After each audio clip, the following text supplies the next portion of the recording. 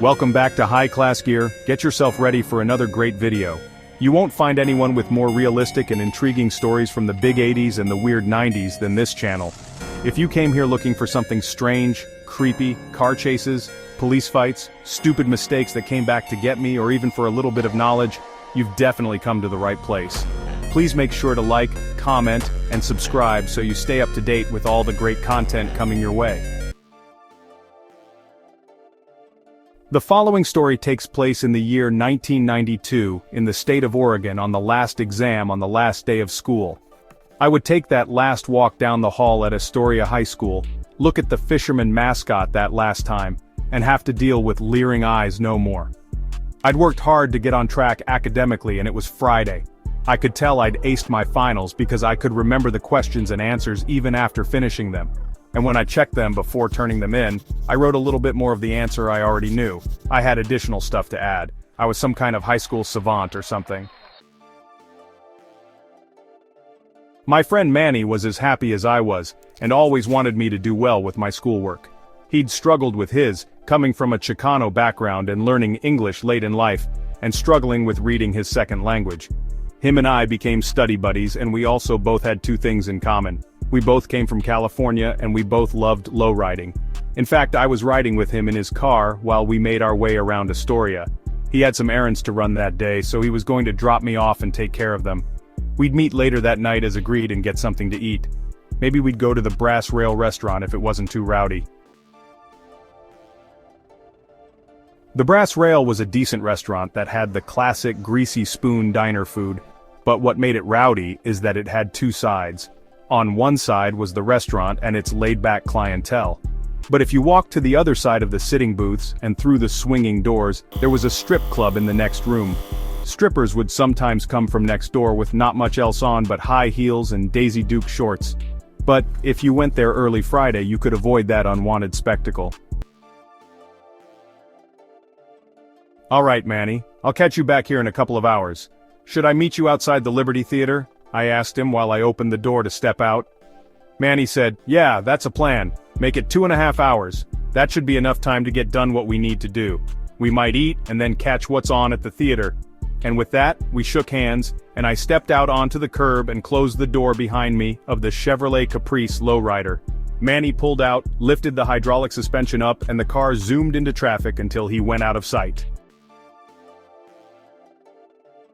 I walked across Commercial Street, crossed to 12th Street, and counted the doors until I got to my house.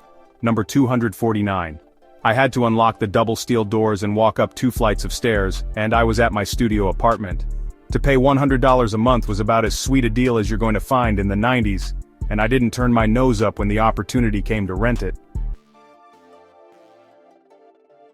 My landlord Aaron was a top-notch guy, and when he turned his position over to Robert, there was little or no change.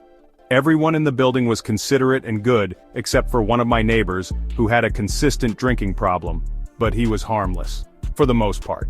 I went in my studio, grabbed some additional money from my stash, then stuffed it in my wallet and headed out, shutting and locking the door behind me.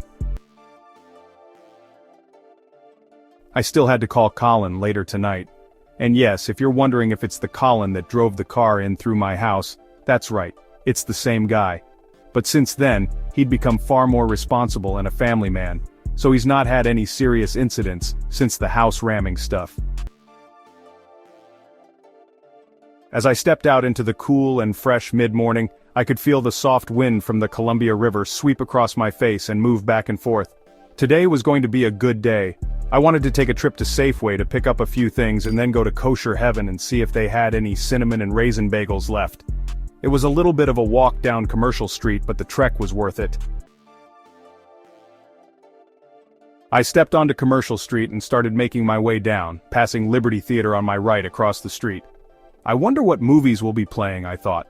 I looked at the display board and was instantly hooked. They had Disclosure, Interview with a Vampire, and Stargate. All of these were good picks. I would have to confer with Manny when he came to get me. I looked at my watch and saw I still had 2 hours. Let's get these bagels, groceries, and get back, I rushed myself. I had 3 crosswalks to get through before Kosher Heaven. I hit the first crosswalk. Traffic was minimal, I jaywalked. No one in Astoria minded if there wasn't much traffic. If traffic was real busy, people might sneer or give you that look. You know the one. Why are you doing that? There are laws, is what they were saying with that look. I got to the second crosswalk and saw an old man stooped over. Poor guy. Maybe he's a veteran, I thought. He was wearing a green beanie, silver-rimmed glasses that were slightly too big for his face. He had on a dingy white t-shirt and khaki pants and corduroy house shoes. He had on a large coat that went all the way to his ankles. It had buttons, but he hadn't bothered to fix them all. The bottom was slightly blown open by the wind. This guy just didn't give a damn. A lot of those old warriors that fought in America's wars, once they came back and started getting the VA checks and reached retirement age, stopped giving a damn what anyone thought or how they looked. This guy looked like a prime example of that. He looked over at me and gestured for me to come over. He was walking but very slowly, and he was dragging his feet under him, almost like a shuffle. I walked over and prepared to help him. I knew that if he carried on at this rate, he'd never be able to cross the road in time before the crosswalk hit red. Friday was shaping up quite well, I thought. I'd help this old guy and do my good deed. I'd get my food, some groceries, and check out a movie. Don't show the guy up and make him look like a charity case, I told myself. Just walk over and offer some help. Maybe stick your arm out for him to grip it so it looks less conspicuous. As I neared the old man, he looked up at me and parted his lips, expectantly, awaiting me to get close enough to him. He lifted his arm and I lifted mine for him to hold on to, but he waved it away. "I want to ask you something," he said, while looking at me and pausing for effect. I knew it would be for help or some type of assistance. He didn't want to look weak or like he couldn't care for himself. I smiled and told him, "Sure, how can I help you, sir?" I nodded vigorously and came close enough for him to whisper. He parted his lips and uttered, "Is your pecker clean?" The whole world stopped. I couldn't hear any cars, the birds singing, or the workmen jackhammering across the street. "I know I heard him wrong," I yelled at myself in my mind. I had to have heard him wrong. It's noisy, he's a little bit old and his voice was kind of shaky. I just know I had to have misheard him. What did you say, sir?" I asked him to repeat his last statement. I tried to be formal and not make any snap judgments. He spoke up and straightened his glasses when he looked at me and said, "I said, is your pecker clean?" Son of a... I had heard him right. This old dude is trying to get it on with me. I can't believe this is happening to me. But the old guy wasn't done, 'cause if it's not clean, I can clean it for you, he said. And to show his readiness, he opened his mouth and showed me his cavity-ruined teeth before licking his lips.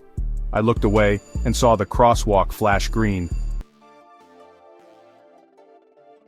"You old bastard, I will kick your old perverted ass. Get away from me," I half shouted while parting company with the old guy, leaving him standing at the corner and looking on in shock. But what did that old beast think I was going to do? Well, I lost my appetite. No kosher delight, no groceries, no nothing. I went right back to 12th Street, fled into my studio and waited until it was time to meet Manny. When I came out, I was cautious. If I see that old guy and he comes up to me again, I swear I'm gonna kick him in the shins and run like hell, I vowed. When I got in the car, Manny saw my mood and asked. Knowing how jovial he was, I told him and he fell into immediate laughter.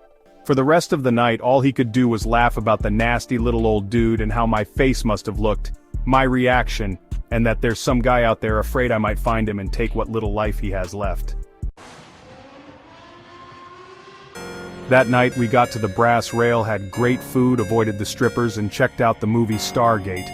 I was happy that Manny was able to get me out of the bad mood I had been in after the incident with that old guy, and he made sure to tease me just one last time before dropping me off on 12th Street and taking off.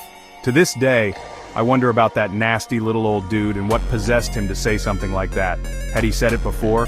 Was I his first victim? What made him think he could just approach a young man and proposition him like that? I'll never know.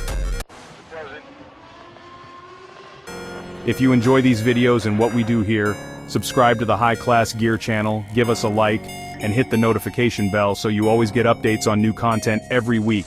Stay safe out there.